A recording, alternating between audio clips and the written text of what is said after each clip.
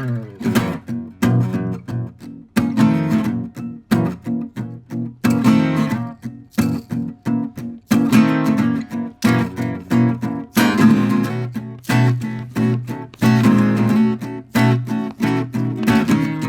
back, everybody, to This Is My Bourbon Podcast. I'm your host, Perry, and with me, just like he always is, until he's gone for a week when he goes to Disney. Yay! It's the Whiskey Mutant Eric.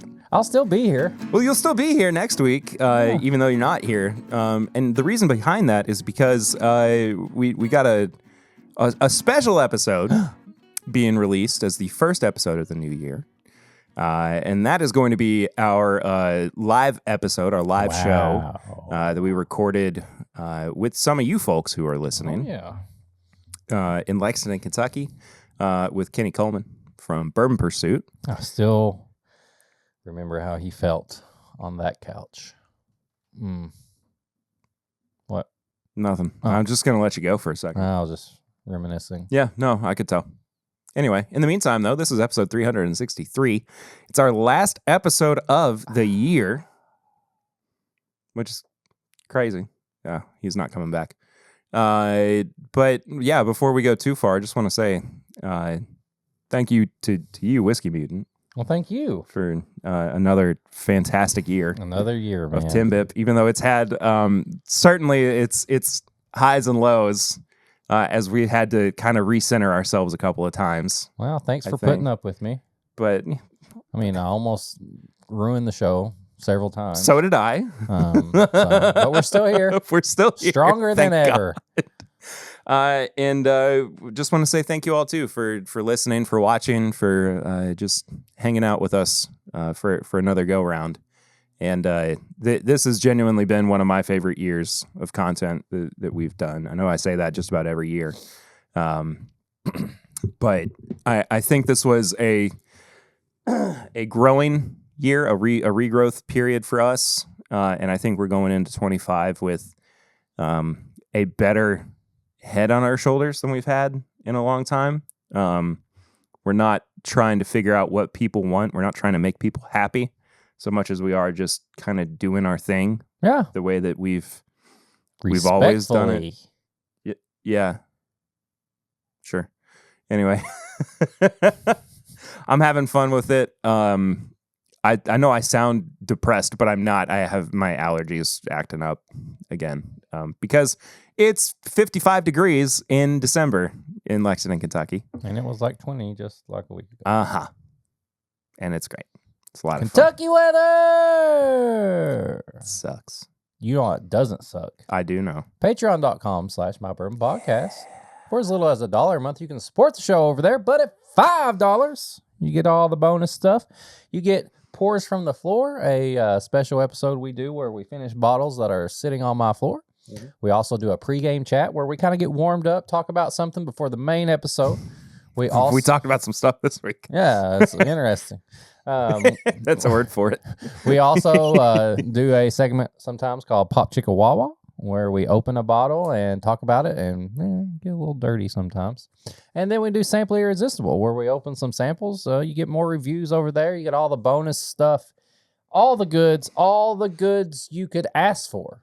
You can also join as a free member over on Patreon. If you don't want to join as a paid one, you can just kind of check out what we're doing over there without be a creeper. Yeah, just kind of lurk. Yeah. You can also pay for. No, we don't have that. That's not a thing that we do on our Patreon. Oh, really? Moving on. If you do, that's I mean, hey, good for you, man. Whatever works, I guess. But I can't find any good reason. It was the Chips episode, wasn't it? You liked that, didn't you? Dirty boy. You weirdo. I don't want to shame anybody. Good for you. Anyway. You can also pay for individual posts if you just want to check out what it is that we do over there. They're each $5 a pop. So you can check out the unedited, uncut version of the podcast where we have some bonus stuff for the Patreon community too. Usually there's about 10 to 20 minutes of bonus content that we cut out of the podcast that's just for Patreon. So if you want to go check that out, that's over there too, as well as all the bonus episodes, stuff like that. Patreon also has access to, early barrel picks when we do those, which kind of few and far between these days, but it is what it is. Speaking of barrel picks, we got one that you can go and buy right friggin' now. Don't know what he just threw, but that's fine. It is our Barrel Rye Armagnac finished pick that we did in collaboration with our buddy David Levine from the Whiskey Ring podcast. The link for that is in the description below. It is cheaper than I remembered. Oh, yeah? I thought it was like $100 a bottle. It's $62. And with a little bit of Christmas money, I'm going to buy myself a couple more bottles. So it's a blend of, I believe, 5 or 6 year and 19-year-old rye whiskey, finished in Armagnac.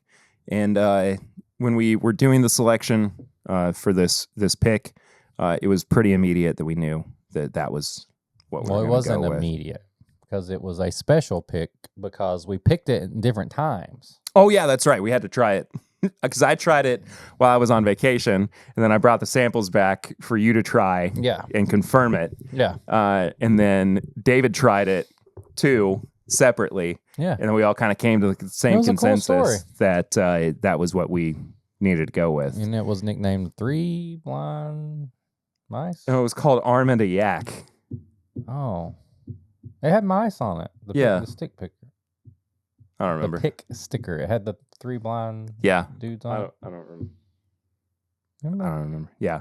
I don't remember what the actual name of the... Yeah. It's good. It's very good. We normally kick off episodes with Flying Blind, which is a segment of the show where we blind one another on a pour. And I got something that I'm going to pour up for Eric. I like this game. He's covering his eyes, audio listeners. I am. Sometimes he presses his hands. Yeah, if I press my hands really tight against my eyes. He gets the color flashes, and it's very funny. Oh, this is going to be a good one. Sometimes I take a little bit longer, too, so that it will be a little more intense, because,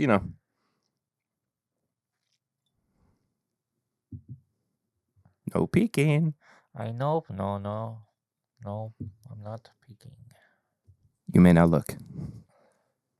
Is that a good one? Wow, he went cross-eyed. Oh. Okay, I'm back. Ooh, it's got some good color. Mm-hmm.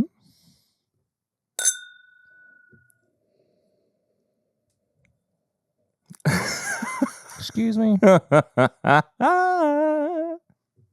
That's dark. Yeah. I'm going to put you through a little bit of the paces on this one. All right, let's go. Age, proof, okay, origin. All the stuff. All the stuff. All right. Finished or not. Let me get my game palette on here. My nose. Your game palette? Yeah, sure. All right. Hey, you said it. I'm just repeating it. So, this smells very dark. So, I'm assuming it's got some age. A little bit of proof. I can get a little bit of ethanol there, but it's got this. And I like this note. It's going to come off a little weird. It's got kind of this like, it's not a cigar, but it's got a little bit of smoke. Almost like you had some drinks and you got your little ciggy, little cig.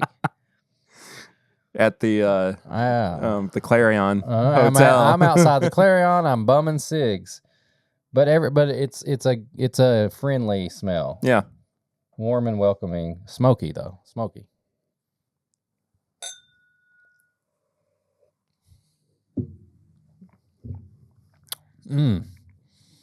Pancakes. It tastes like maple pancakes. Oh, that's good. Yeah. Now I'm getting, it's almost like maybe that smell was more of like a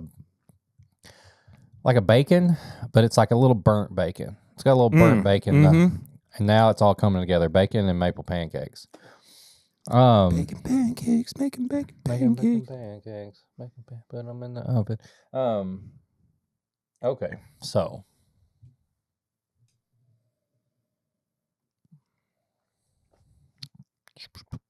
Do you think it's finished?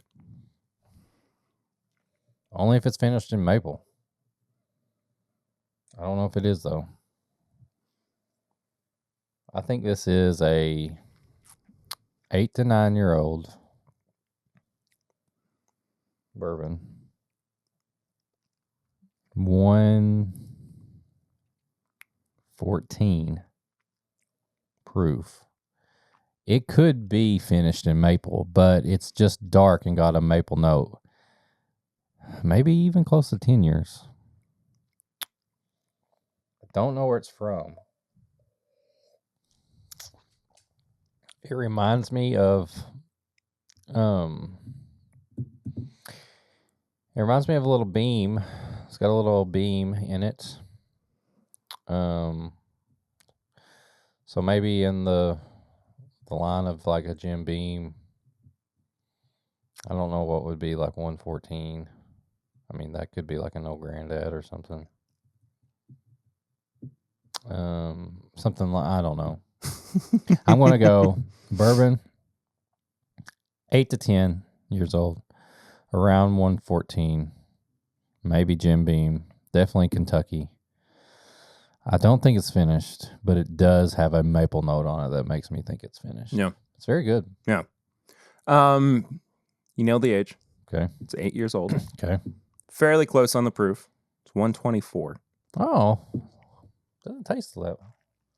It is a bourbon. Okay. It's from Kentucky. Okay. It is finished. Hmm. It's a toasted finish. Oh. It is a single barrel. Oh. Oh, one of those guys. Yeah.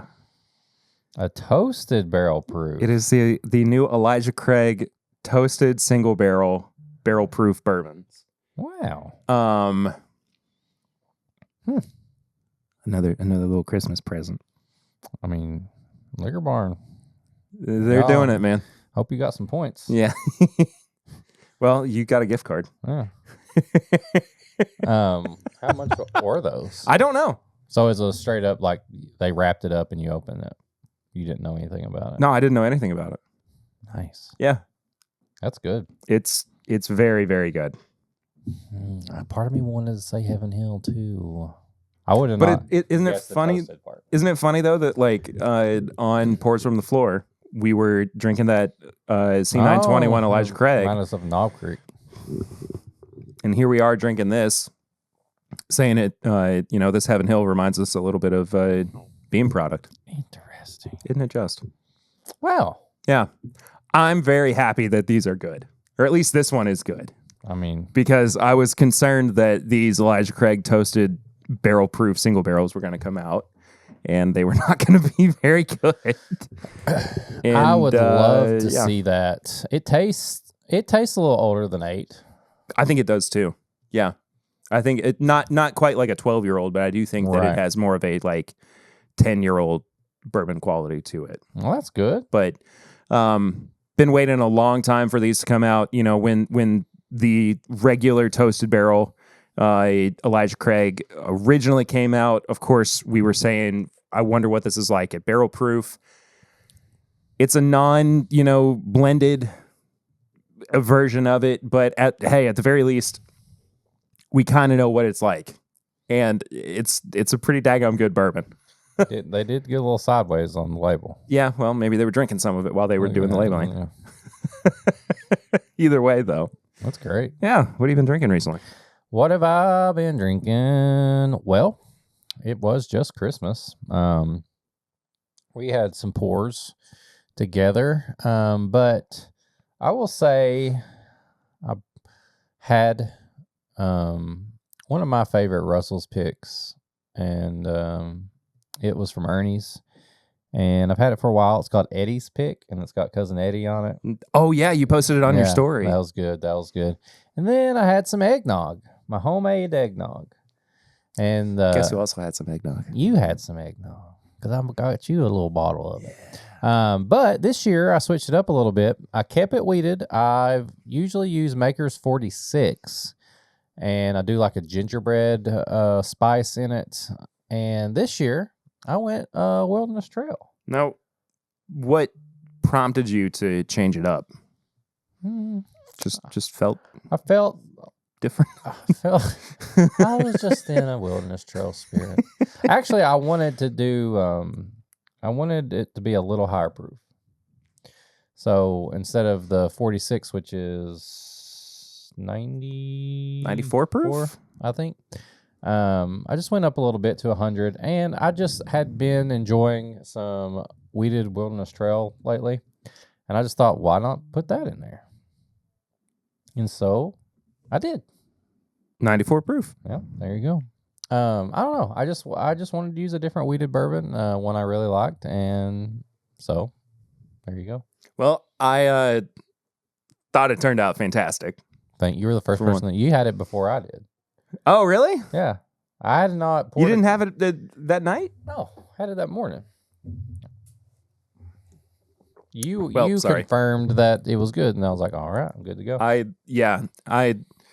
had some while we were opening stockings and doing our Christmas Eve tradition at home with the girls. The girls. And yeah, man, it was incredible.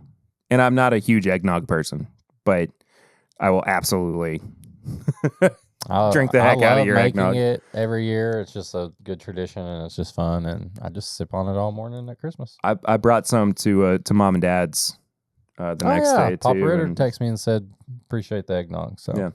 So either way. Anything else? Yeah. Got quite a bit. Yeah. Well, I mean, considering the fact that I had, 33 Christmases I had to go to, I was bound to have. You're still going to them. I'm still not. As of recording, I have at least 2 more that I have to go to. When I was here last Friday recording, anybody who listened to that episode, if you haven't listened to it yet, please go do so. Numbers are a little bit down because we put it out on Christmas Day.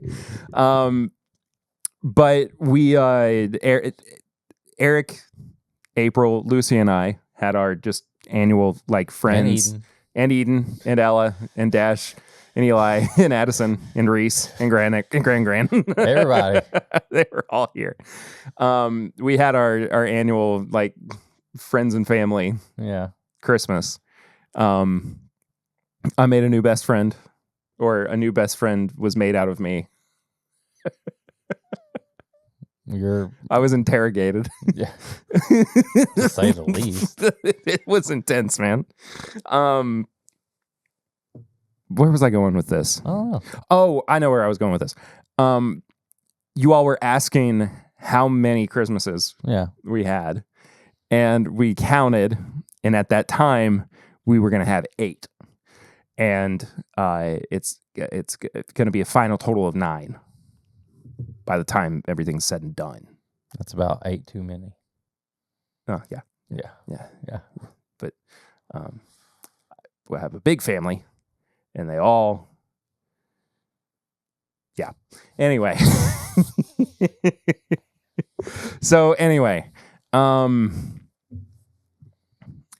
just was taking a bag around, You're the bag man. To all the different Christmases that I went to. One of the best party tricks was the 15 stars platinum that got sent, and asking people if they wanted to try $300 bourbon. No questions asked. Multiple times I had people say, "I think this is my favorite bourbon I've ever tried." Really? Yeah. Yeah. Good Shout out. Good. To 15 Thanks, stars. 15 stars. Yeah. Talk about you later too. Trying to think what else.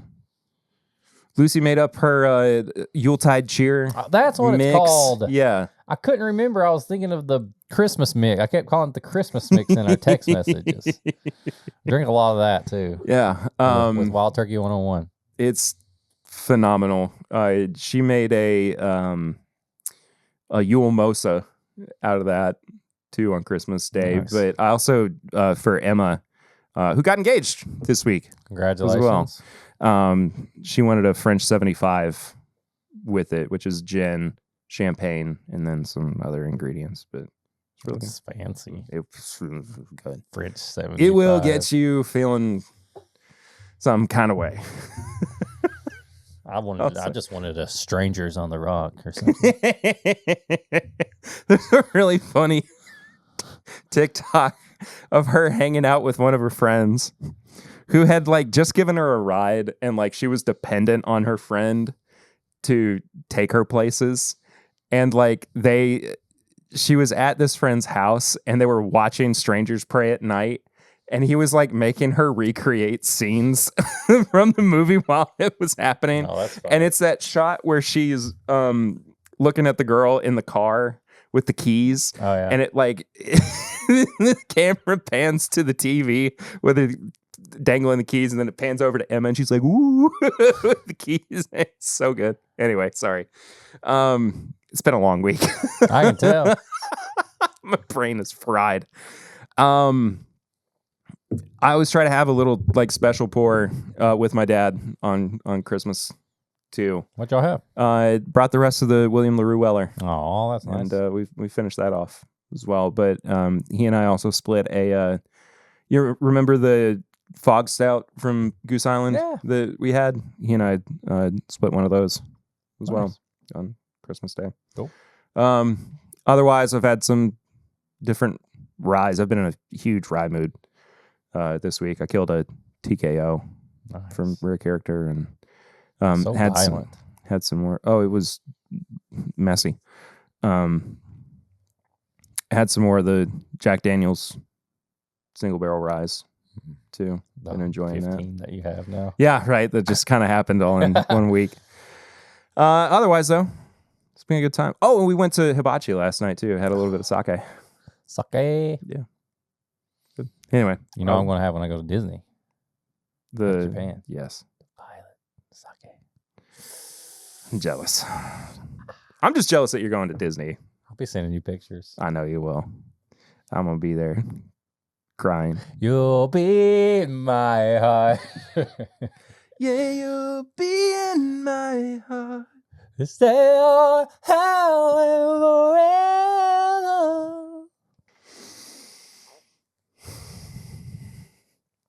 Are you ready? Ready as I'll ever be. Okay. I think. Hold on. I wrote some words. Is it a funeral? I'd like to thank my... No. Okay. Your sponsor? So, this is where you do like... Da, da, da. Here we go. Yeah. So, first of all, I think this has been an amazing year for bourbon and rye. Yeah. Like, genuinely, I had a very tough time with my top 10, just in terms of like trying to squeeze everything in there. Right. And I did it a little bit differently than I have in the past. So did I. You did most everything just off the dome. Yeah, off the dome. On my way home here. No, I didn't. Okay. I will say, I told Perry, I was like, I'm not going to like stress about it, because sometimes I would spend like weeks and I'm like, oh my God, I got my list.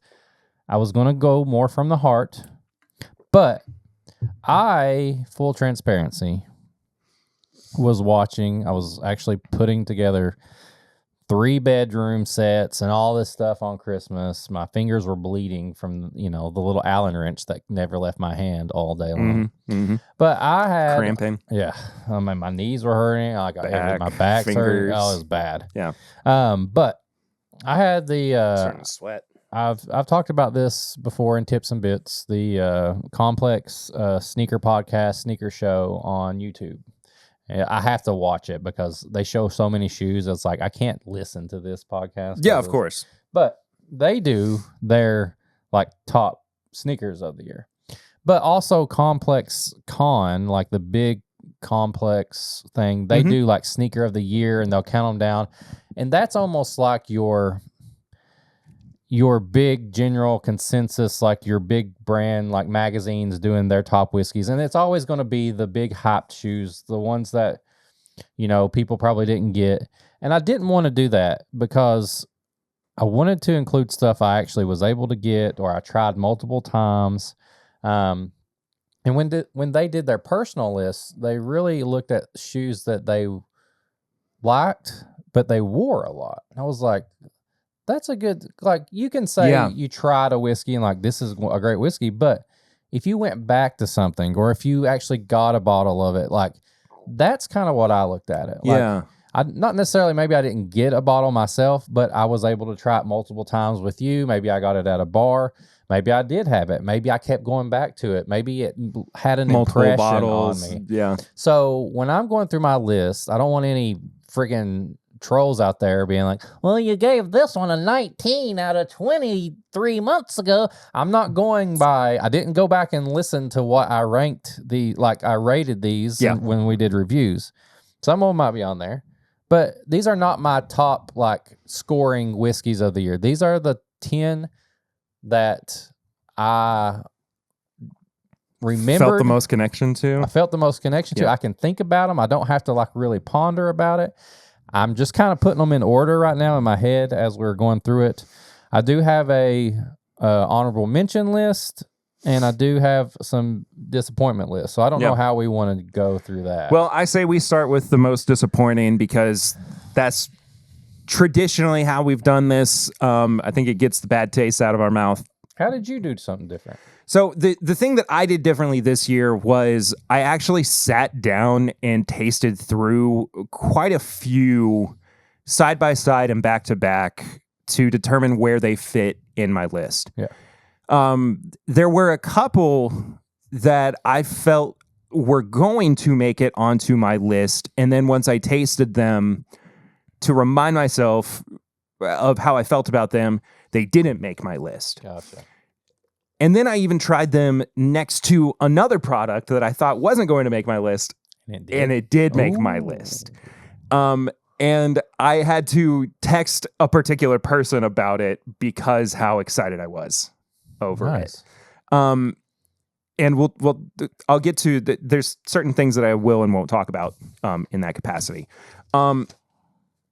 The other thing too is that I realized that there were some feelings that I had about particular bottles, and this is kind of, in the same vein, where I thought that I really, really knew where things were going to land for me. And I was surprised at how things were shaken up when I sat down with them and actually tasted through them. Gotcha. And it wasn't ever like a perfect, I'm going to taste all of my top 10 or the things I think are going to be in my top 10 because I don't have access to all of them immediately. You know what I mean? Mm-hmm. That being said, though, I went into this knowing pretty quickly what some of these were going to be, where some of these were going to land. Okay. Either way, though, I had one that last minute snuck in there, surprised the heck out of me. Nice. And I actually have some for us to drink together. Okay. Too. Okay. So all that being said, let's start out with our most disappointing this year. And this is not a definitive list. This is also not an order of like, these are, the number one most disappointing for me. I'm just thinking of stuff that I just can't believe. Yeah. I mean, you got to look at last week. Yeah. But last week I feel like is an anomaly because here's a good. Okay, let's talk about that for a second. We're talking about old Fitz. We're talking about the Old Fitz 11 year that we tried last week on the podcast. Again, if you haven't listened to that episode, a quick little recap. We tried it and came to the conclusion that something was off with our sample that we got from Heaven Hill. And I did a little due diligence and asked a few other creators what they thought of their sample. Nothing but positivity. Something's wrong. Something was wrong with our sample. So I'm excluding that whiskey from any contention. Okay. Just across the board, the fall Old Fitz Bottled and Bond 11-year-old release off the table for me because it doesn't seem like our experience with it is actually representative of what that whiskey is. Okay. All right. So, and here's the other thing too. This is something that we always try to make clear. I think this goes without saying, but just so we can definitively say it, we only put whiskeys on our list that we have tried. Yeah. It might not be something that we have reviewed because we can only review so many things over the course of... But we've probably drank it or drank it together. Exactly. Yes. In one capacity or another. I could never bring myself to put something on there that I'm just like, I heard this was good. Like Eagle Rare 17. Yeah. Eagle double, very rare. Yeah, exactly. That's what I should do my gift. Weller Millennium. Yeah. Another couple grand. Yeah. You're gonna, anyway. Also, the point is never like, you're going to be able to figure out what's going to be at the top of our list just based on how we rated them throughout the year. Sometimes that happens. It's very rare that it does, but by and large, it's kind of a vibes thing. A lot of people do it based on blinds. I think that's cool. We don't really have the organization power to do that the way that things stand. We don't have any left. Yeah, to do it. Exactly. One So, of my most disappointing ones, okay. Knob Creek Rye 10-year. Yeah, that's on mine too. So bummed about that. I didn't even go into it thinking I want to love this. It was just like, this could be great. It should be great. And it was just nothing. It was just nothing. We did that episode with Chad from It's Bourbon Night. Yeah. And we all kind of came to the consensus of why does this exist? Who is this for? Yeah. And it was just nothing. I'll stay in the Beam family for a couple more. The Overholt Monongahela Rye Get out was one of my least favorite pours this year. I didn't like that one either. No, even upon revisits, still terrible. Just real bad. We only had one Booker's release this year of their standard 4 offerings. It was a Springfield batch. The reserves? Yeah. The reserves was average. It was still under my disappointing because of how excited I was about it. Yeah. I wanted to love it so badly, and it did not live up to expectations. So, yeah. But the Springfield batch was batch 1 from 2024. It didn't do anything for me. It opened up after a few weeks, and it got better, but it still was not classic Booker's to me. What else you got?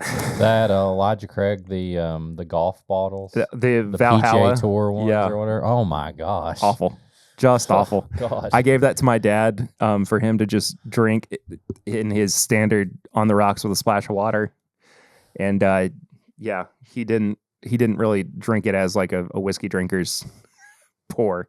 I did not care that bottle disappeared after a while.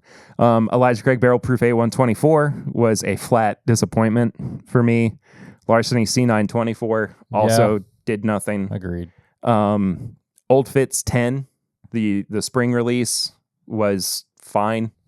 I know I said before that Old Fitz releases have kind of just been somewhat consistent, but it didn't wow us. I think maybe the sheen has kind of worn off of those bottles in general. I don't know.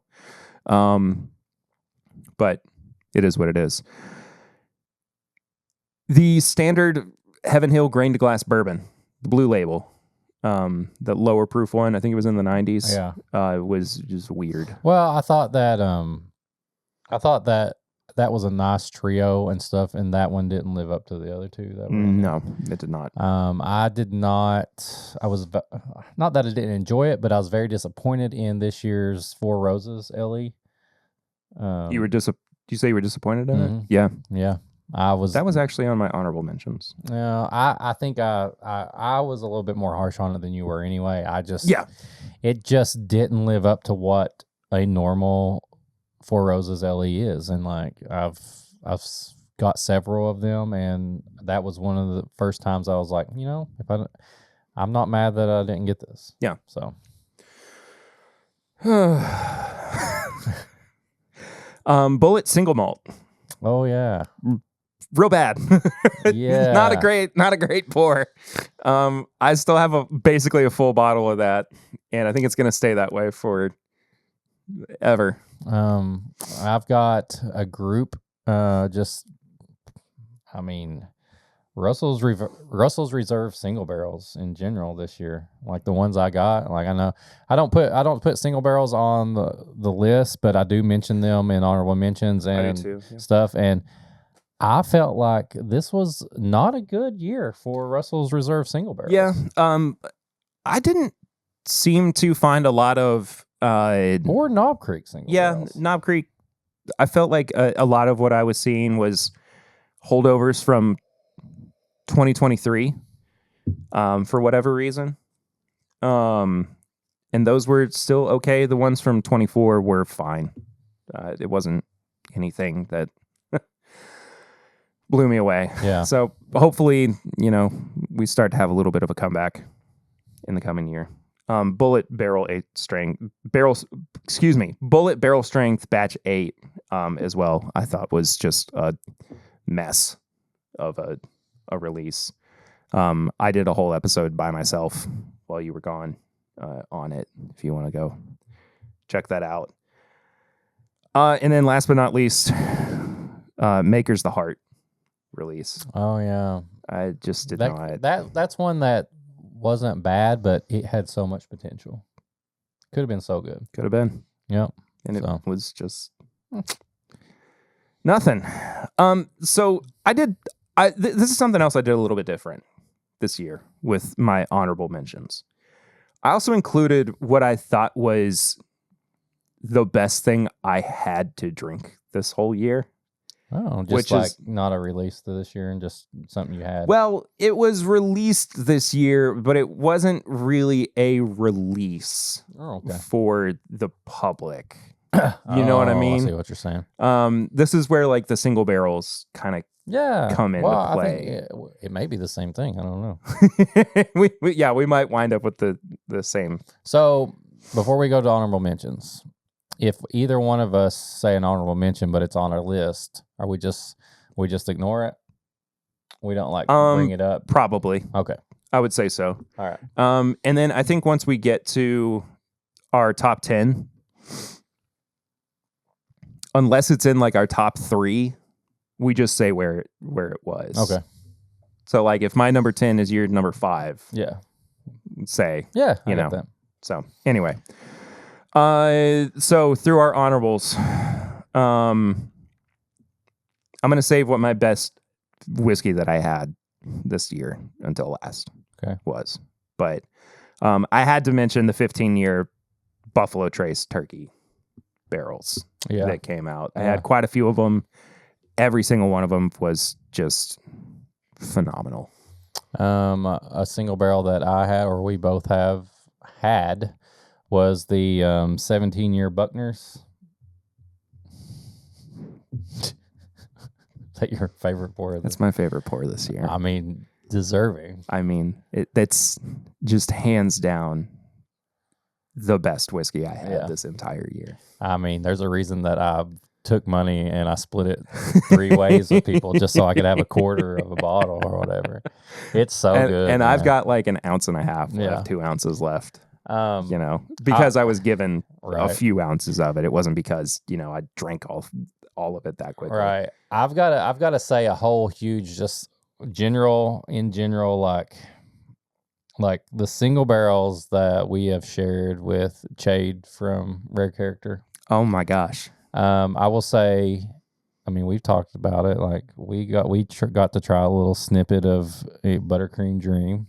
I tried it multiple times. Yeah. Oh, sorry. No, I'm just saying, like that might be one of my top whiskey pours of the year. But I will say the Brook Hills and all these single barrels that we've got to try or have been gifted, the KOA series has just blown me away.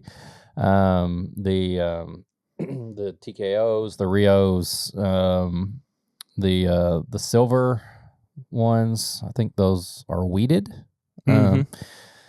Just all that stuff that I can't really put on the top 10 list, but I've enjoyed drinking through those and everything that Chade is doing there. So I'll put that on my honorable mentions. Yeah. Old New Riff.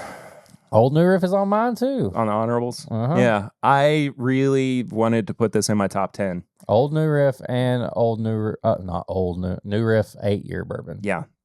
That's also in my honorables. But I just I kept fighting to find a place for it in my top 10, and it's really good, but it's like it just couldn't fit it in there. Yeah. Like if I had an 11, it would probably be an 11 or 12. Another one on mine is you'll have to help me because I can't remember what it's called, but I remember it a lot. Is that 15-star?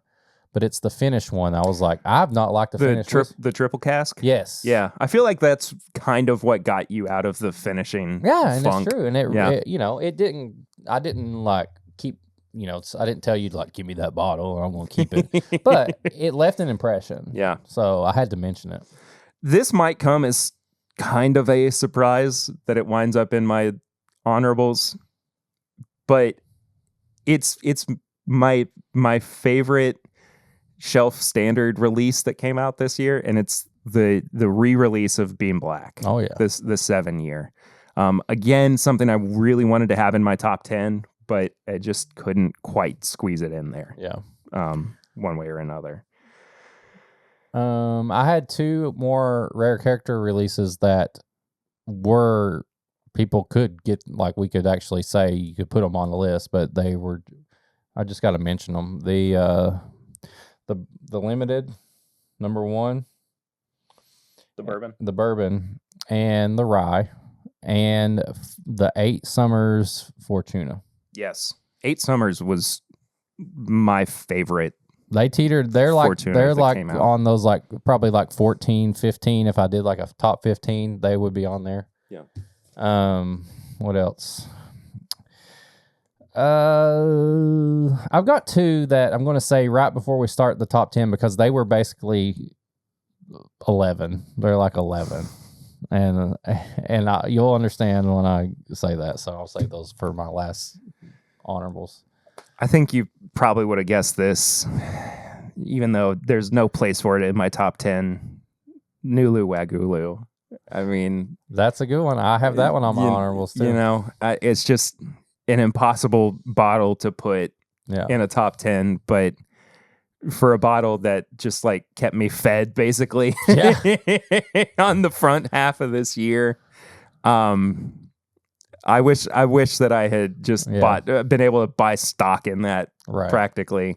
It was phenomenal, and to know that there are still bottles of it out there that I can go and pick up. I would say this year's Penelope Light Whiskeys. I think the 15-year, and also the Gem of Kentucky release from 2XO. Yes. Those are tons of single barrels. I would just say the release as a whole is a good honorable mention. Yeah. Green River Rye was a phenomenal shelf standard rye whiskey that came out this year. I thought our Jack Daniel's Coy Hill was an incredible single barrel. It was something that I really, really wanted to find a place for in my top 10. It just kind of kept getting squeezed out one way or another. That was in my top 10, but then like you said, there's so many different proofs and different things. It wasn't like a big, a B24, like a C92. That was the other reason why that I felt like on a technicality, I kind of had to squeeze it out too. Not everybody was going to have our single barrel sample that we tried. It absolutely was phenomenal. I would put that sample we got up against tons of stuff. Yeah, I did bring it. I mean, it's so good. Yeah. I am going to put, say what you want, and I told you my rules before. I am putting WLW and GTS on my honorable mentions. I just am. They are good. They are amazing. They live up to what they're supposed to. I can't see myself ever being able to get it. And even if I was at a bar, knowing how good they are, they're still going to be overpriced.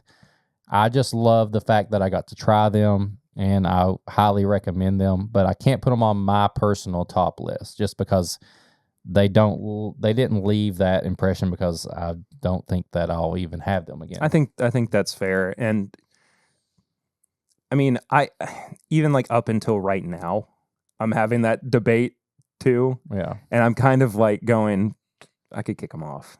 See, that's kind of the list you would You know go what to. I mean? That would the like, list you would go to the big magazine list. Like that's, that it's going to be up there. Like somebody big's going to put it on there. This is personal stuff. I'm getting more personal with it. So highly recommend if you could get them, but I didn't win any raffles. I guarantee I'm not going to find one at retail now. So I probably won't have them, and they're very overpriced at bars too. You make an excellent point. Don't let me persuade. Now they're damn good. No, whiskeys. I know, but some of the best stuff we had all year. But just, that's kind of where I was.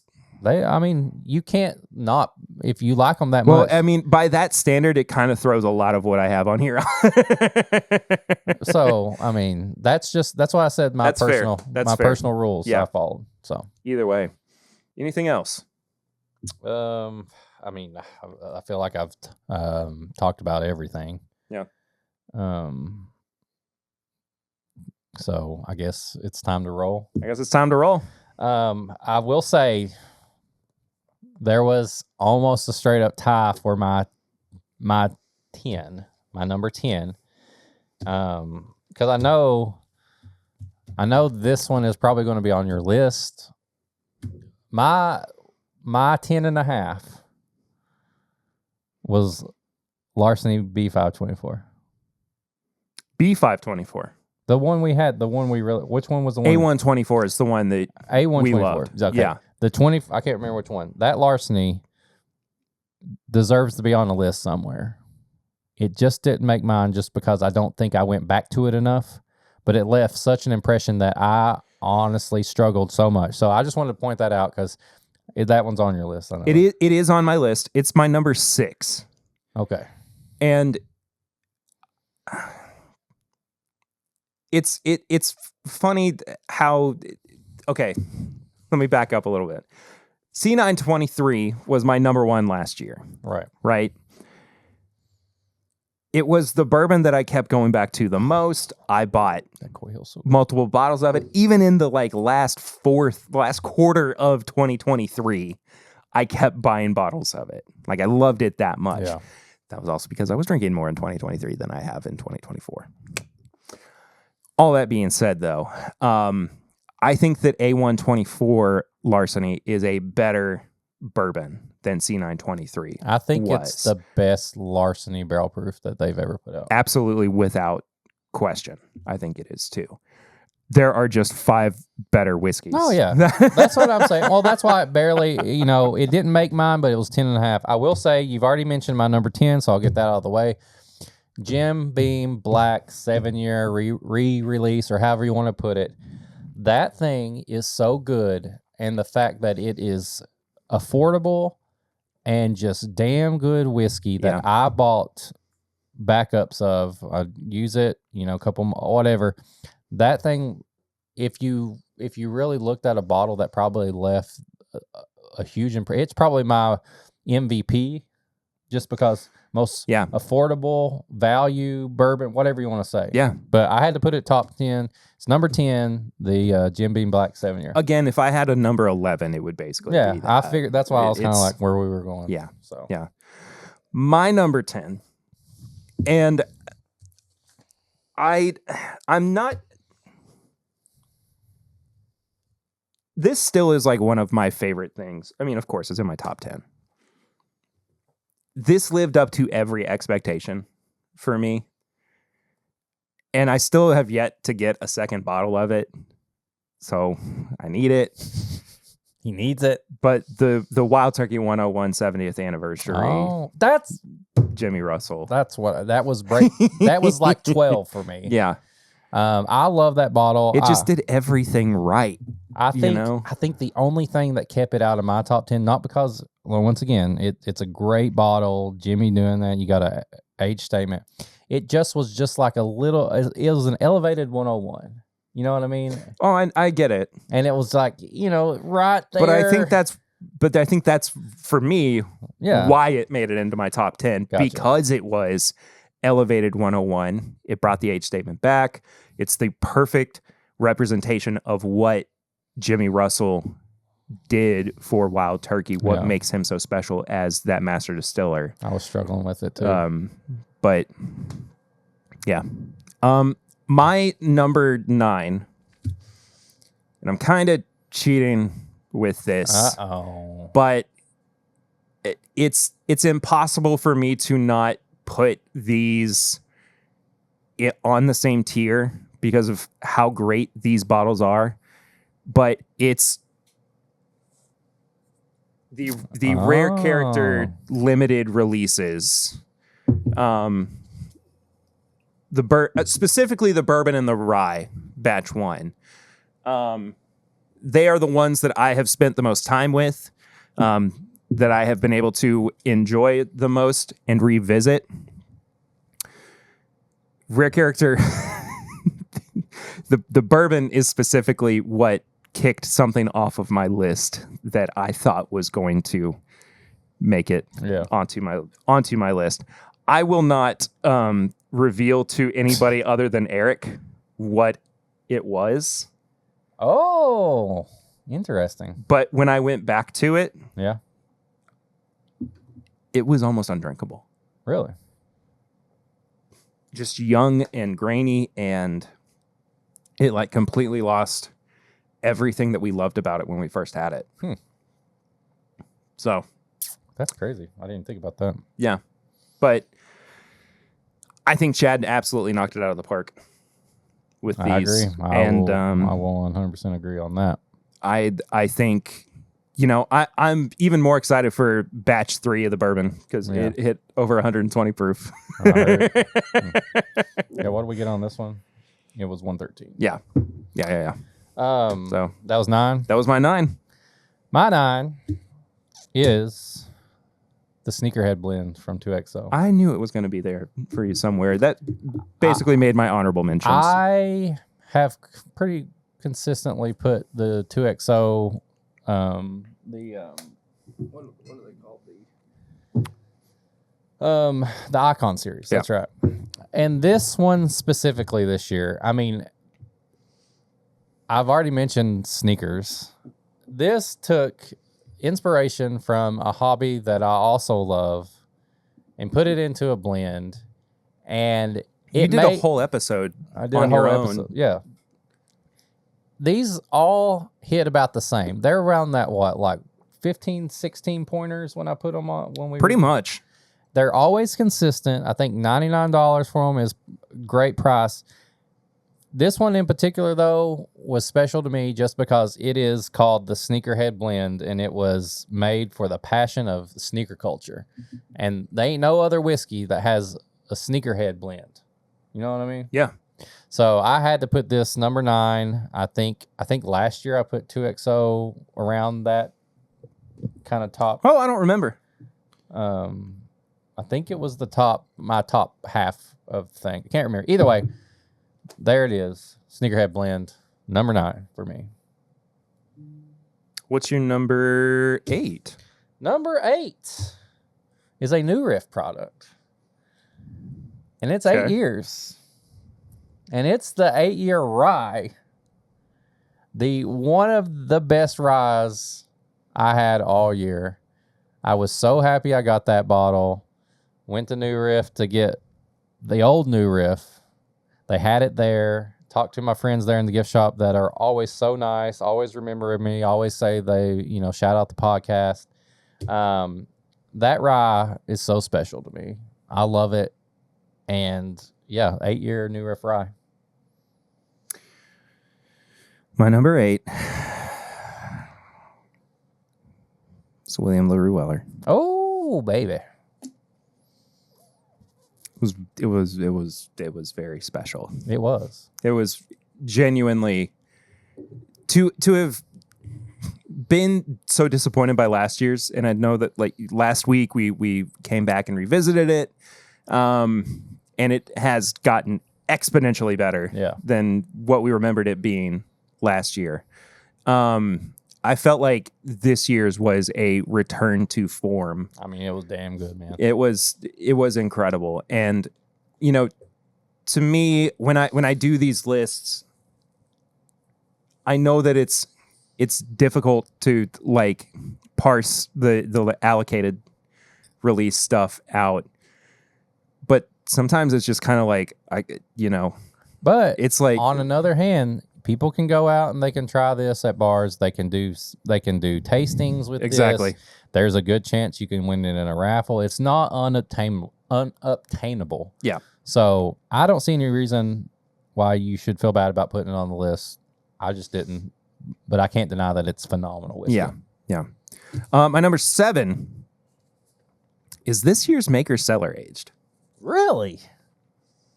See, it was better than last year's, but I still didn't get enough. No, I thought this year's was really, really special. Okay. More special than WLW. Well, beat it. Wheated bourbon versus wheated bourbon.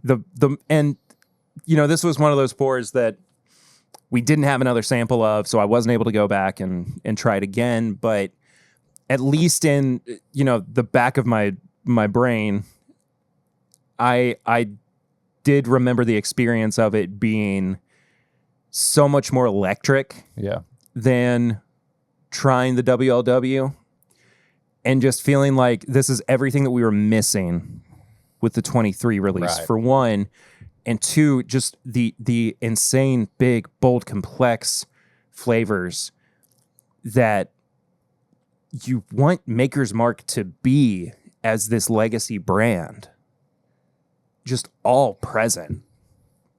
I thought that they completely knocked it out of the park, and not just knocked it out of the park. I mean, they set the standard for what I think cellar age should be moving forward. So anyway, what's your number 7? My number 7 is from our friends over at Pursuit United. The double oaked bourbon, the white label. My bottle is the one I have left is one that was gifted to me by Mr. Kenneth Coleman himself. I got one gifted from them as well. You did. I had 2. I had one of my own and then that one. I don't know. I've went back to it several times. I've loved it even more. I liked the story behind it when we got to share it with them on the podcast on one of my favorite events we've ever put together or took part of. So yes, that bottle just blows me away every time, and it's got a big story behind it personally and for the podcast, and so I put it on there. And number 7. I guess you go to number 6. Yeah, you would go to number 6 now because we're doing Snake. Oh, number 6. Well, I almost put this one higher, but there was a few things that beat it. But it was Bardstown Bourbon Company, the Origin, the wheated, the high wheat, the light colored label one. Yeah, the high wheat. I have had 2 bottles of that, and God, such a great bottle. I thought that it was $49.99, and it kicked half the asses of things that were out at the time for that much. And as far as wheated bourbon goes, I think it's a lot harder to stand out with a good wheated bourbon, and they friggin' nailed it. And I love that bottle so much. So yes, that's another one where if I had expanded to like a top 15, it would have been like 13 for me. Yep. So y'all know what my number 6 is. It's the Larceny Barrel Proof A124. Again, the best that they have ever made. Larceny Barrel Proof. I don't know what 2025 has in store, but I'll say 2 things. 1, they got a lot to live up to with Larceny Barrel Proof. And 2, they better friggin' turn the train around on Elijah Craig Barrel Proof. Choo choo. Because holy crap, what a year of ups and downs. To the point where, like, I thought about putting B524 on my honorable mentions, and I just couldn't bring myself to do it. Yeah. Like, good, not great. You know? And again, A124 was on my most disappointing. Yeah. Just a nothing burger of a bourbon. A nothing bourbon. A nothing bourbon. Now we're getting into the top 5. Top 5, baby. Right? 1, 2, Yeah. 3, 4, 5. Okay, I wanted to make sure that I didn't know, have an extra one on there. I was like, did I have enough on there? Because this is the first year that I didn't like number my list. I just went, Just like they're all over the place. Yeah.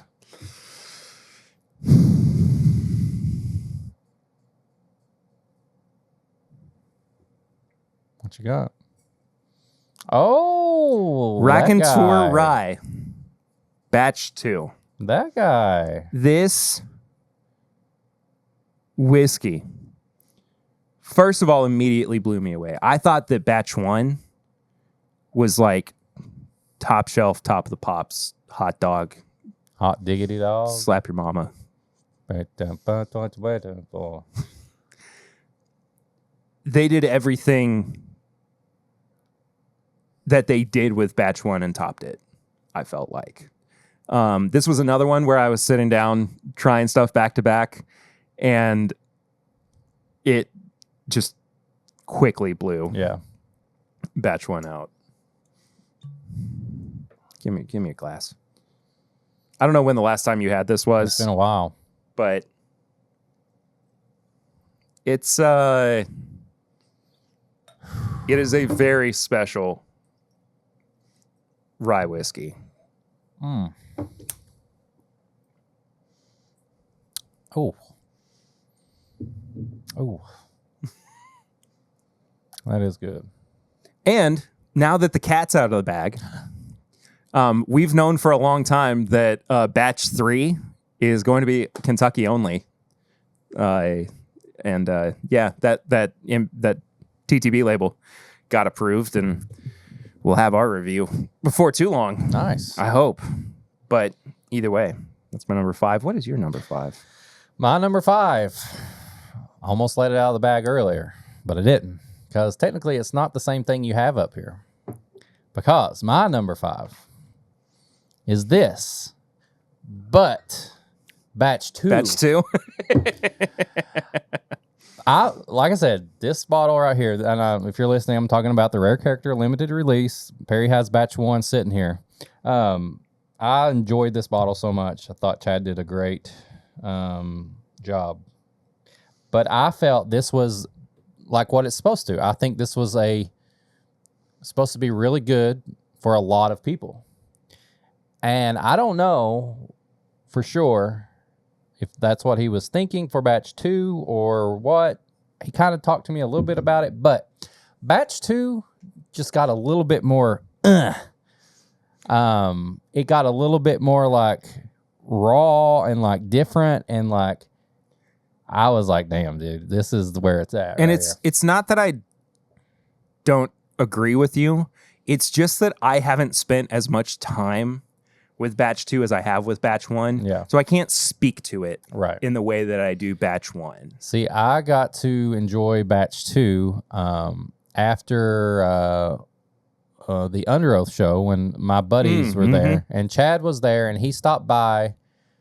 And It's one of the few times I've had FOMO when you're all hanging out. I was with guys who do not drink whiskey. Yeah. And they're like, we're like Chad's like talking to them, and like my childhood friends are here talking to one of my new friends, and like we're sharing whiskey, and they're like, you made this? And they're like, I don't know if they're tasting anything. I'm like, this is awesome. And I'm just over there by myself, just drinking batch 2, just going, this is amazing. Can I also say, this is not the first time, but the longer that we have done this, longer that I have done this, the more. I mean, look at the 4 bottles that are sitting on the table right now. We can text all 3 of the people that made these whiskeys, like right now. That's amazing, and they all made it into our top 10. Yeah. For this is year. the year of the people who just said, I'm going to do things my way. Exactly. Not saying they're the little guys, but saying they're like, hey, big dudes, you know, you got competition. But and I'm super proud to call them friends. I'm super proud just to know them. Yeah. In general, even though that stupid Instagram page is still up that Chad never took down of me.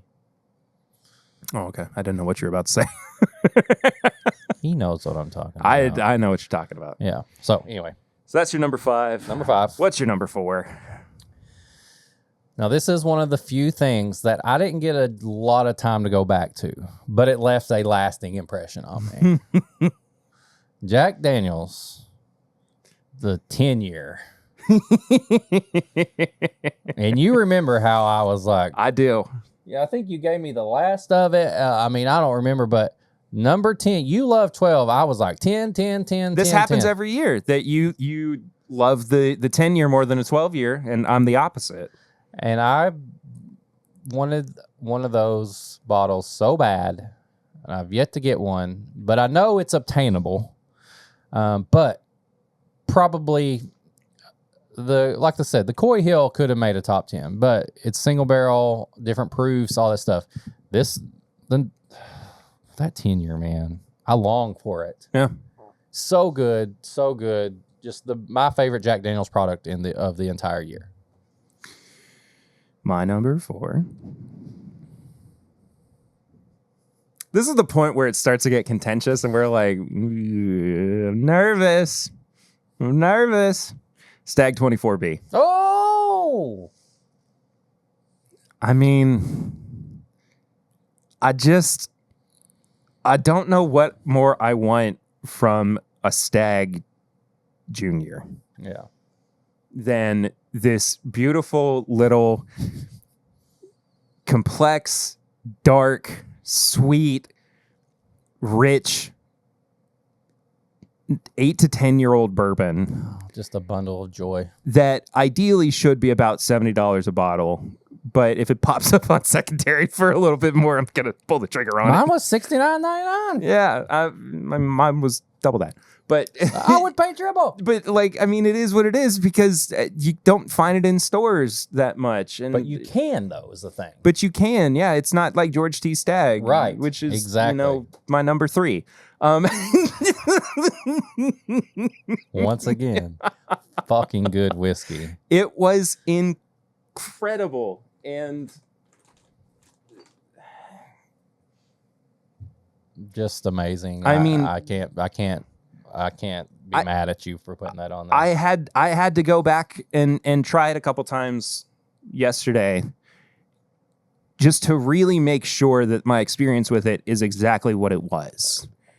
And it's exactly what it was. It's so good. Through and through. And I don't know. Do we want to go ahead and have the rest of this right now? It's up to you. I mean,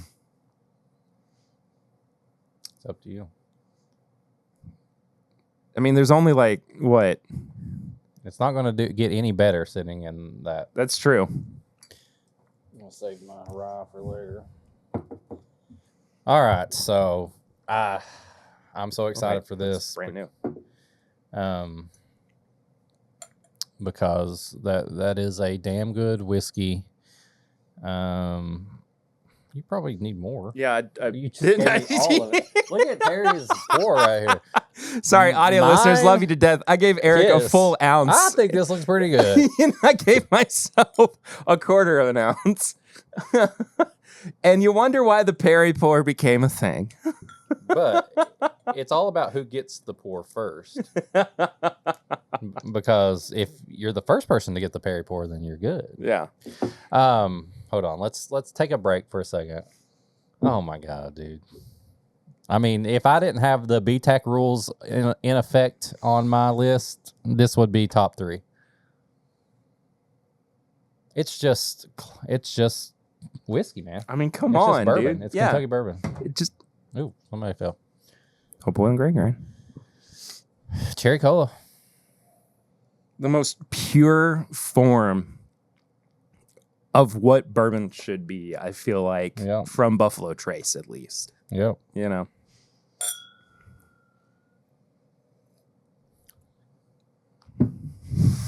Damn. Shut it down.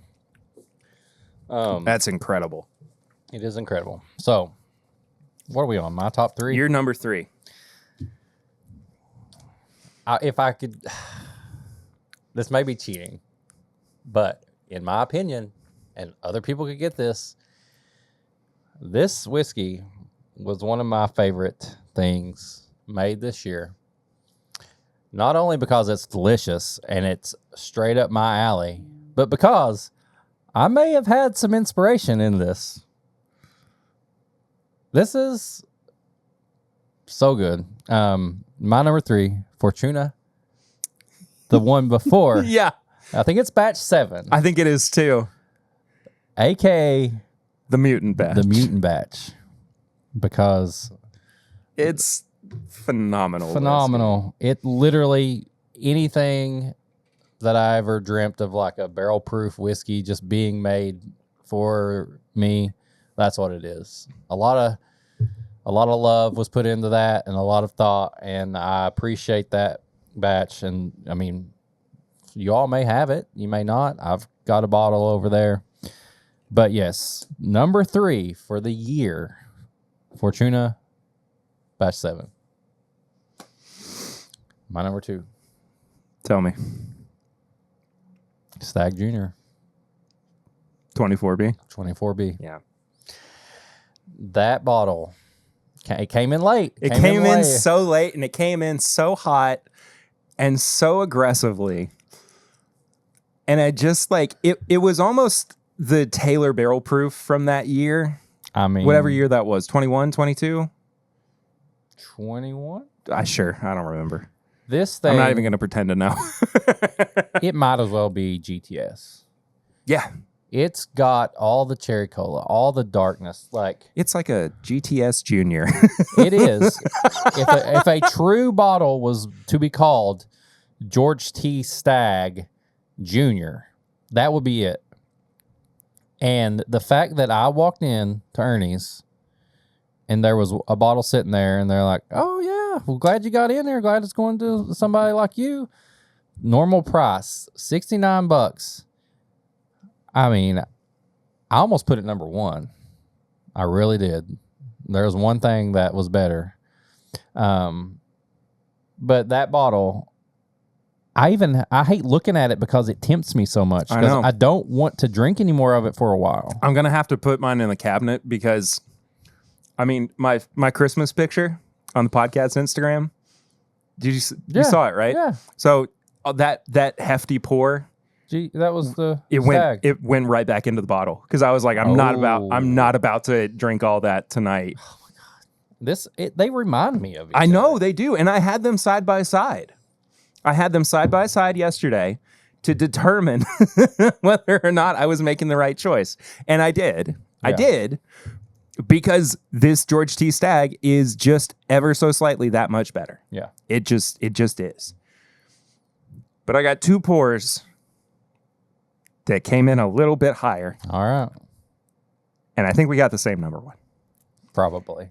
My number 2, though, is the Dark Horse Cinderella story that I was not anticipating. Oh.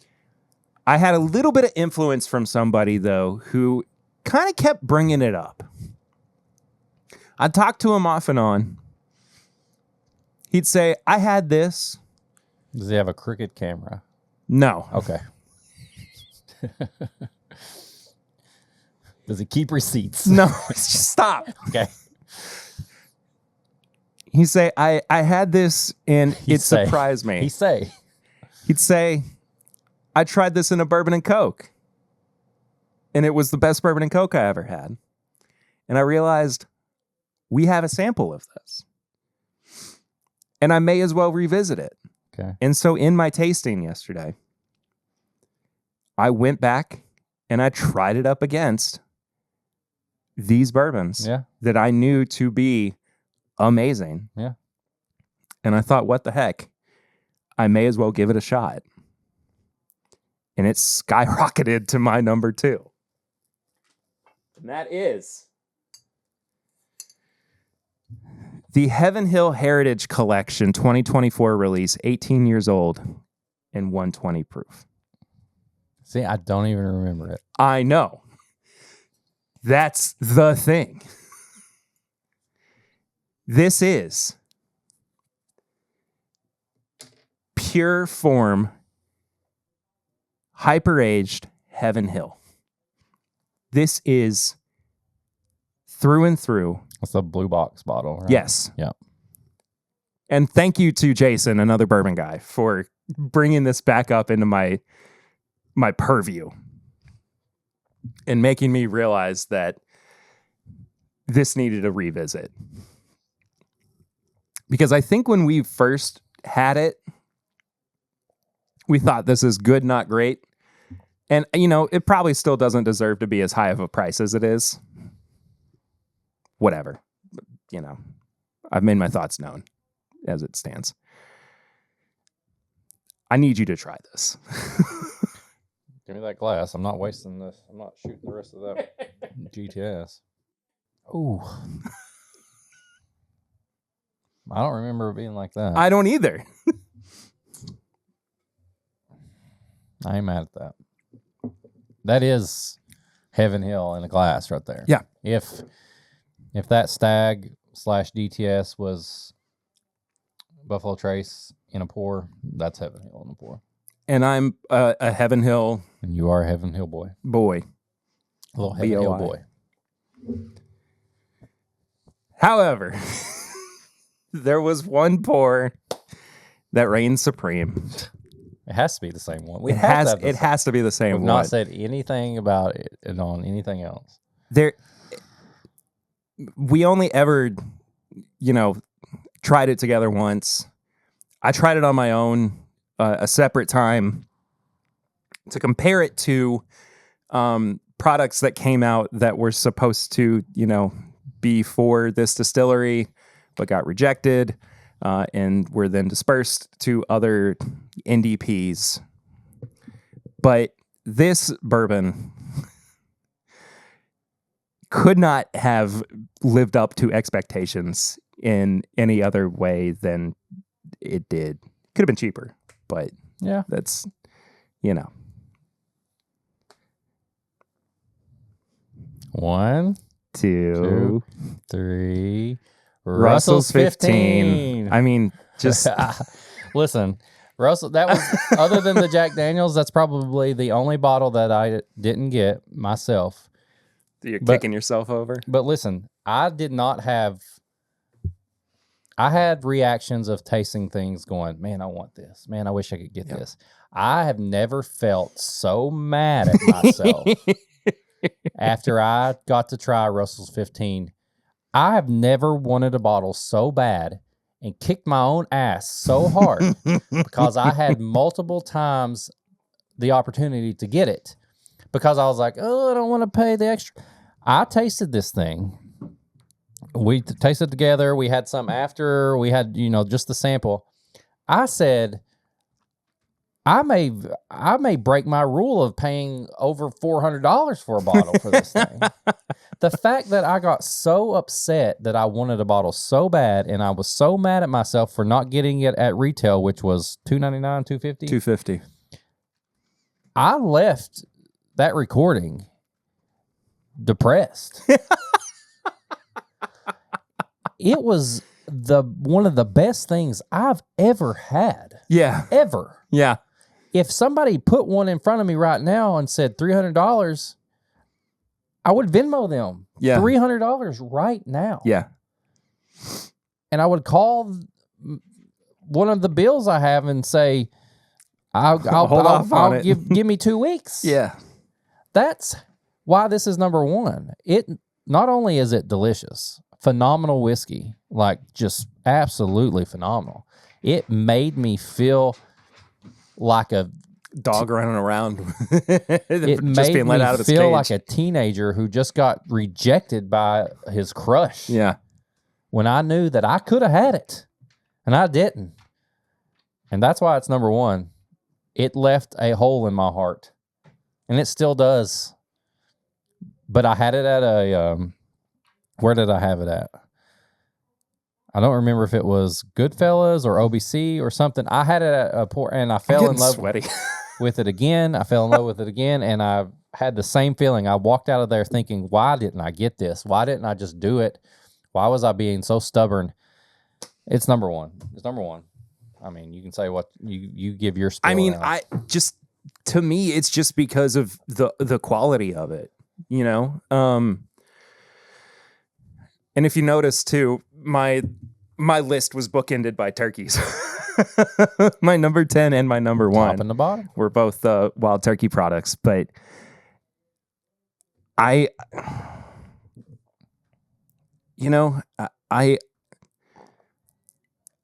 the thing I want the most in the world is to have exceptional, affordable wild turkey products. Does it hurt my soul that this is a $250 15-year-old wild turkey? Of course it does. Especially when you can get 12-year-old, 13-year-old turkey for a very reasonable price shipped from overseas. And it's still, pretty much not exactly the same quality, but I mean, it's still exceptional. Yeah. This did everything that I wanted it to do and more. I couldn't have asked for anything else out of it. Mm-mm. I mean, just when we review bourbons, nose, palate, finish, and price, that to me is the full summation of, I mean, aside from mouthfeel or whatever, which, I mean, it does have an exceptional mouthfeel. Don't get me wrong. But that doesn't really contribute to whether or not the value is there, I guess. Yeah. It could be thin, but still taste great, I think. It was the total package. And it was the total package, man. I think it just rules. And in a year, this is aside from the point, this has no bearing on what made my number one, but in a year where we're celebrating the longest tenure of a master distiller, to have arguably one of the best products they have ever put out come to market, what a fitting tribute for them. I mean, truly, just phenomenal. And I think that it was almost like no contest. Oh, that was when we first, tried it. I knew when I was making my list, I was like, well, what am I going to put and do all this? It was the first one I knew. Yeah. It was the first one I knew. I didn't have to think about it at all. Yeah. Oh no, same here. I always go through in the notes app on my phone, and I just have a big list of basically everything I've tried this year. And I break it into 3 sections. It's, top, honorable, most disappointing. Oh, you know what else was disappointing? What? That Hidden Bar sample that we got sent. You liked it better than you thought. You gave it. Okay, come on. This is revisionist history. That was bad still. Whatever. Anyway, it was the first thing that I cut and pasted under top. It was just kind of figuring out where everything else fit after that. God, I was just so sure of it, and I was sure of it back when we reviewed it in October or September or whenever it was. Yeah, I guess it was October because it was right when I came back from baby break. But I miss it. Well, I gave you the rest of that sample. Did you finish it? Yeah, I did. Okay, good. I just wanted to make sure. Yeah. That's what I said. I had with you. Then after we recorded, I had some on that sample. I had a pour. So I literally probably had 2 ounces? Yeah. And I want it back. Yeah. So I want it. How much is on secondary? I don't know, because every time I see it, I stay away from it out of fear that Somebody may catch me on a weird day. Yeah. You may get paid. I'm just saying. There it is. That's fun. It's a good list. Yeah. Did you have any surprises? I mean, I think the surprises were one. I think it not. I hate to say surprise because it's like, I never realized how.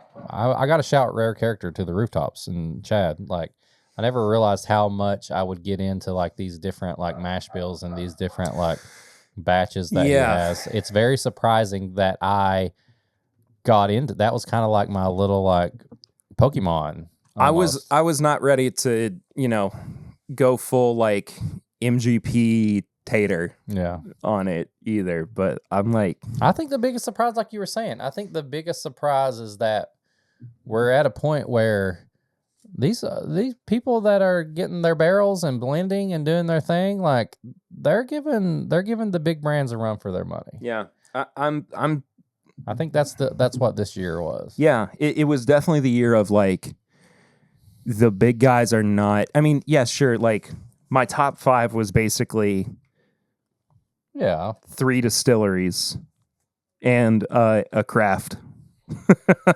a craft distillery. But our whole top 10 was like craft blender was just flooded with that stuff. Yeah, so. But I'm just saying, like, it doesn't feel so much like years past where it was like, and maybe this is just part of like bourbon evolution. The more that you get into it too, where it's like, you start out and it's like just Buffalo Trace and it's just Jim Beam and it's just blah blah blah blah blah. But it really does feel like we're at a point where the oversaturation of the market, the things that are really cutting through are actually people who have been drinking and enjoying and participating in a way that we also have. Like, I know what people like. Exactly. Yeah. And now they're the whiskey makers too. Yeah. I think it's, it makes me excited for what the next couple of years are going to look like. I don't even really like, I've done predictions in years past. But I think if we keep on this trend, I'll be happy. Yeah. But I would like to see better Elijah Craig barrel proof. I would like to see better Russell's picks. I would love to see, just a return to form of the things that we love. I would love to be like, we cut our teeth every on Russell's pick again, because right now, I don't care if I get one or not. Right now it sucks. Yeah. It sucks. Anyway.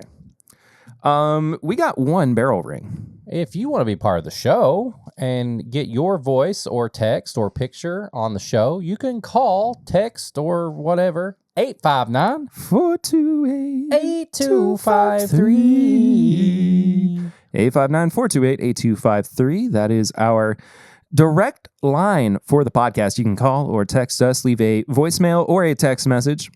We will check it out here live on the show. We got a message from our buddy W. Leb. Oh, yeah. From New Hampshire. I don't know what his name is. We'll never know. Nope. Truly. He says, Perry and Eric, okay, you guys win. I will forever be known as W. Leb. What? I mean, he never told us his name anyway. Sending a picture from my humble collection to ask if you guys have ever reviewed this. It is a Vermont product. This is Whistle Pig Small Batch Rye, 10 years old. 100 proof. We've actually never reviewed this. We've had Whistle Pig products. But this in particular. But this one in particular, no. We're going to have to do it. Maybe that'll be one of the first things we do once we get back. More Whistle Pig. The year of Whistle Pig. I want that piggy bank. Oh, we have to try the piggy bank sometime. I want the piggy bank. Yeah. So the answer is no. We have not yet. A couple of other things. First, I'd like to know if the bourbon you reviewed last week from Heaven Hill that you were so disappointed in is still better than the New Hampshire bourbon I sent you. You don't have to answer that if you don't want. Same level. I would say it's same level, yes, but only because, like, again, I think I had more fun drinking the... Oh, I definitely had more fun drinking the New Hampshire. Yeah. It was interesting and different, and it felt like we were being pranked by the... And I've never been able to drink... Old Fitz. Whiskey from a outlet mall.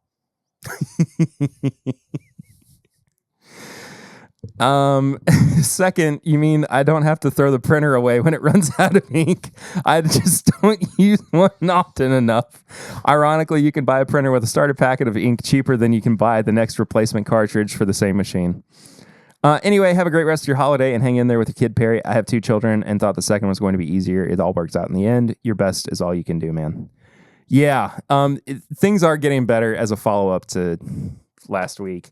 I don't know. Your youngest cries with a smile.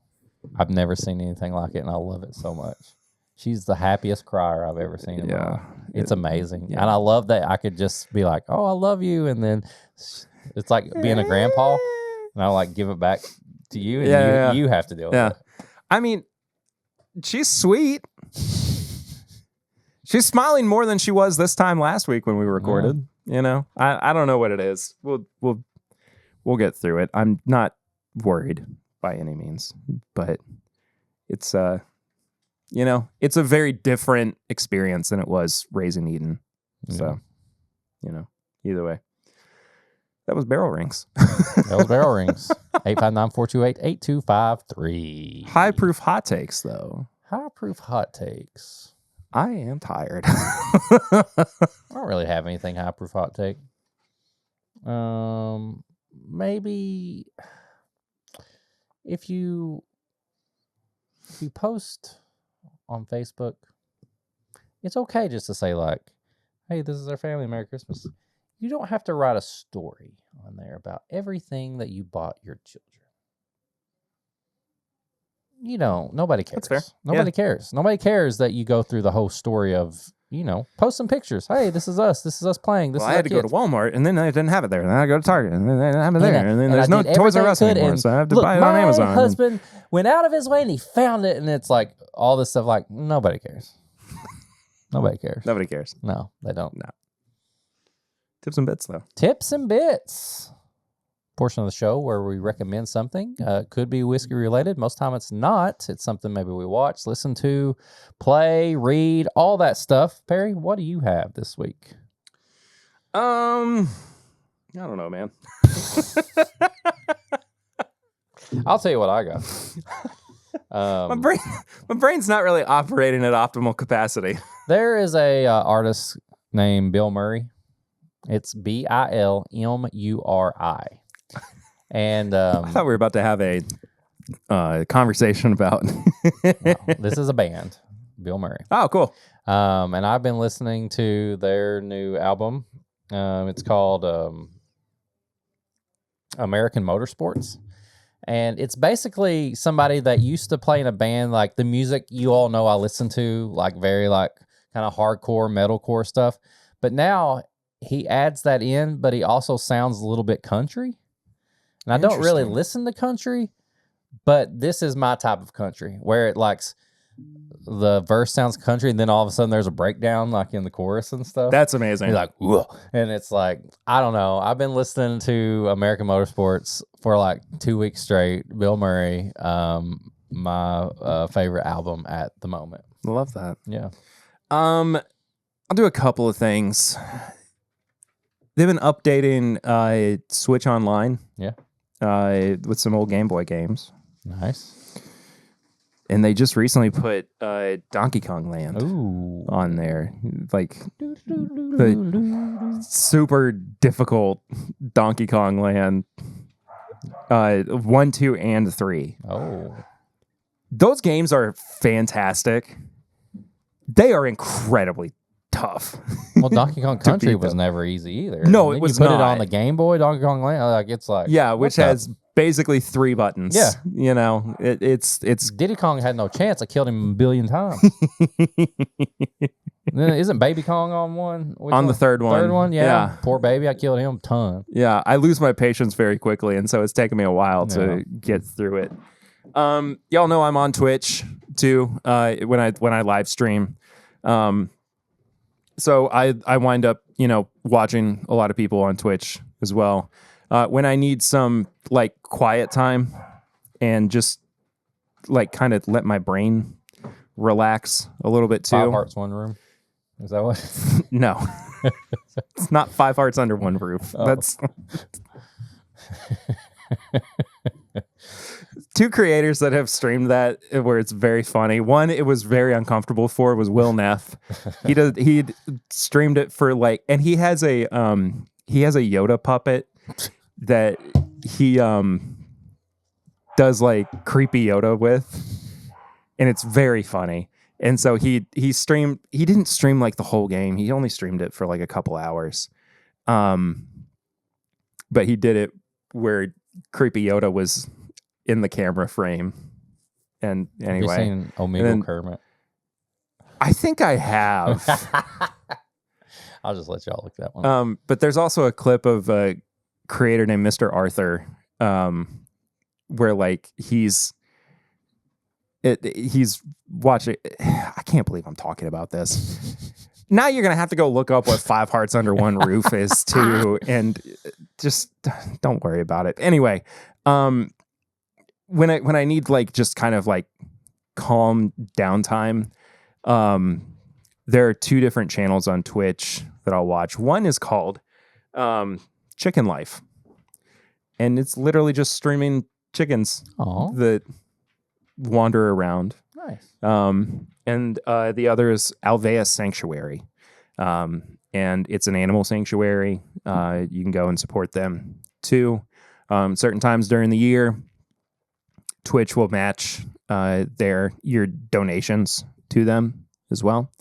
So it's also for a good cause. Nice, but very, very cool. But you can kind of follow along with the stories of the animals that live there. But yeah, there will be times where like I'll be editing and I'll have like the podcast on one screen and I'll have Alveus Sanctuary's stream on the other screen, just so like I can have a nice balance of like work and peace. Nice. It's just nice way to relax. But if you ever wanted to interact with some animals over on our Discord, lots of animals there. Dirty animals. The only way to get to that is to join the Patreon, and you can go to patreon.com/mybourbonpodcast for as little as $1 a month to support the show, and at $5 you get all the bonus stuff, the pregame chats, the bonus episodes we do before, first chances at everything. That's the place to go. Support the show. You can also support the show by buying some merch. bourbonshop.threadless.com. Perry's got all the new logo designs up there. A lot of different colors you can get. Got hats now. Mm-hmm. Awesome stuff there. If you want to send us an email, send an email to bourbonshop. Nope. This is mybourbonshop@gmail.com.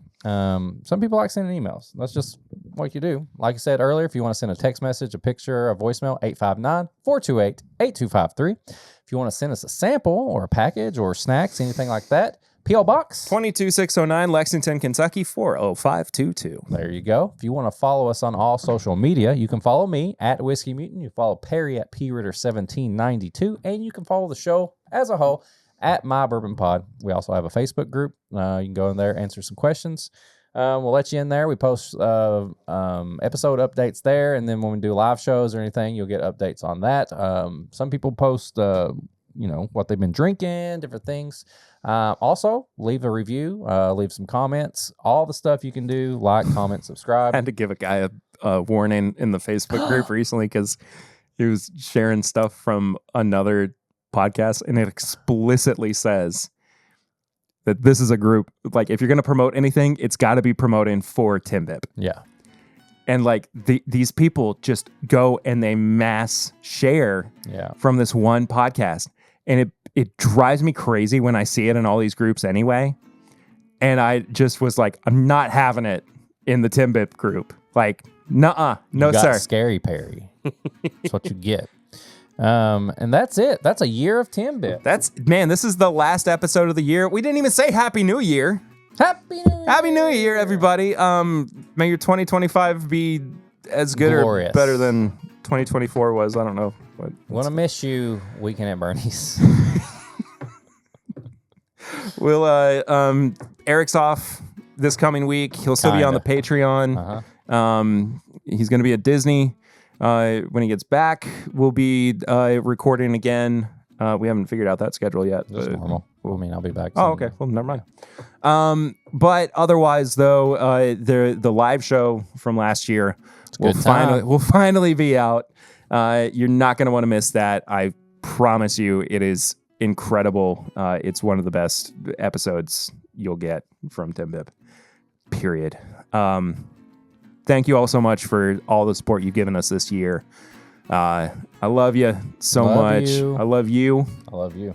Thank you for everything. Go have fun at Disney. Oh, I will. I know you will. I will text you. I will show you things. And I will be sad. I'm not But trying to happy make for you. sad. I will be happy for you. That's what matters. You want my bills flask? See y'all next week. Until then, I'm Perry. I'm Eric. And this is my Bourbon Podcast.